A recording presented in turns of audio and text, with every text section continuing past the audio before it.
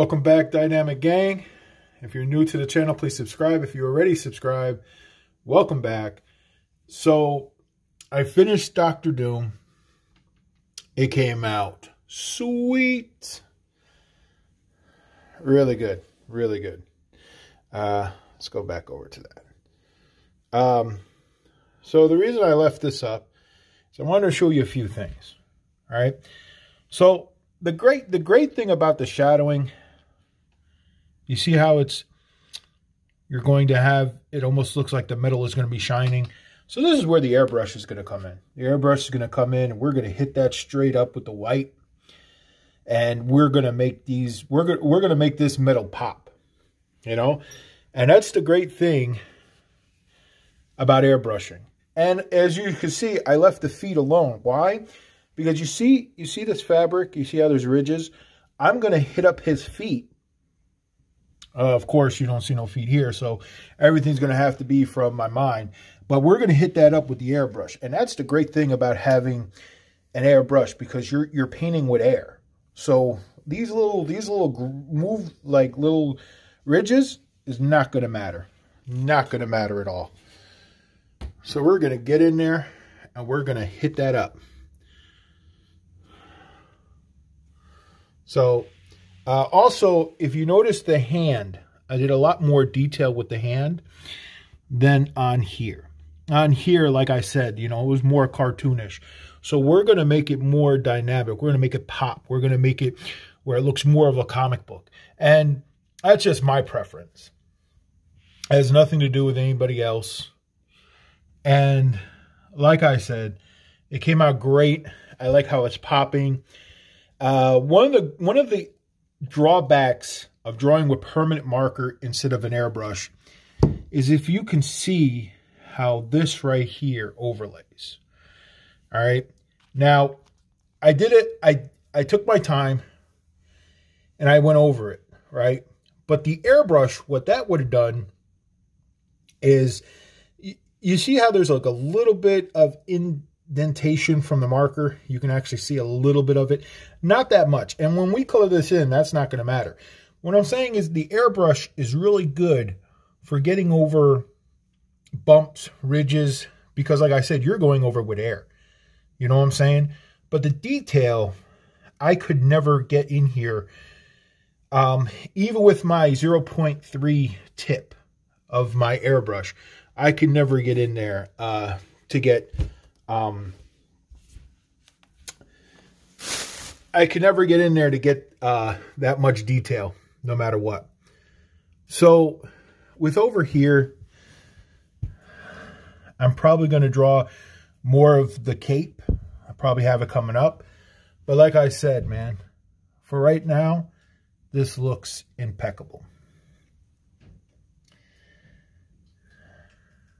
So this is the finished product right now. Well, it's not the finished product, sorry.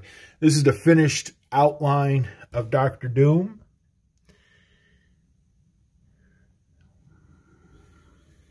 And when we hit this up with the airbrush, we're going to make all this right here, all the outline, we're going to make all that pop.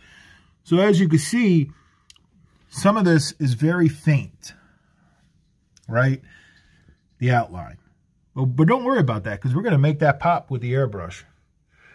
We are definitely going to get in there and we're going to pop that. We're going to pop the suckers.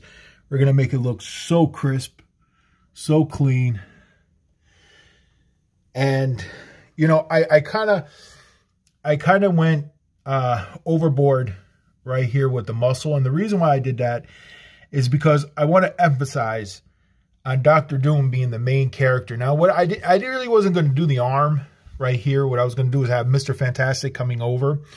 But there's more than enough room to put Mr. Fantastic stretching over. And we're going to put Sue Richards right over here. No problem at all.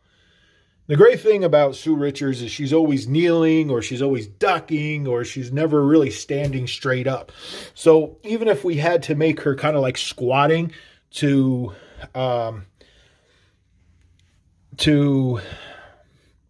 her projecting the invisible bubbles that we're going to be doing, That's really no problem. And that's the thing. That's the same thing with the invisible bubbles. We're going to put it right over him. You know, we're going to put the invisible bubble somewhere around here. So it looks like she's attacking him. Again, that's the great thing about Invisible Woman. You can make her bubbles. It doesn't really matter to have it in the front, in the back. We're going to have it popping. So that's what we got for right now. We're going to be working on Mr. Fantastic, Sue Richards. And we're probably going to airbrush the front first. Actually, you know what? I don't think we're going to airbrush the front because I want to have Storm, like the Human Torch, shooting his fire. So I'm going to have it kind of like coming over the shoulder. I'm going to have it coming over the shoulder into the fire. And we're going to have it looking like they're going to attack him. The great thing about Dr. Doom is he always has a force field. So, again, we're going to outline it. We're going to make it look all nice and crisp. We're going to make it look like he has his force field up. The fire's not going to hurt him. The Invisible Woman's not really going to do anything to him. So, we got a lot of stuff to do on Mr. Fantastic, Sue Richards, and Dr. Doom. We still have a lot to do on Dr. Doom. But that's why, in my opinion, Dr. Doom is so badass. Think about that. Dr. Doom's taking on 4 cosmic entities at once. Who else can can do that? You know? And think about how he took on Galactus. Think about how he took on Silver Surfer. He took on, even when the Beyonder was just joking with him and pretended that Dr. Doom stole his powers, even though Beyonder gave him his powers just to see what he would do with it. Because you know Beyonder, he's always bored. So he's always messing around with crap. But let me know what you think about it in the comments. We still got like 4 more characters to draw. And then we're going to start getting into the airbrushing. All right. Thank you. And like I said, we're going to get into this.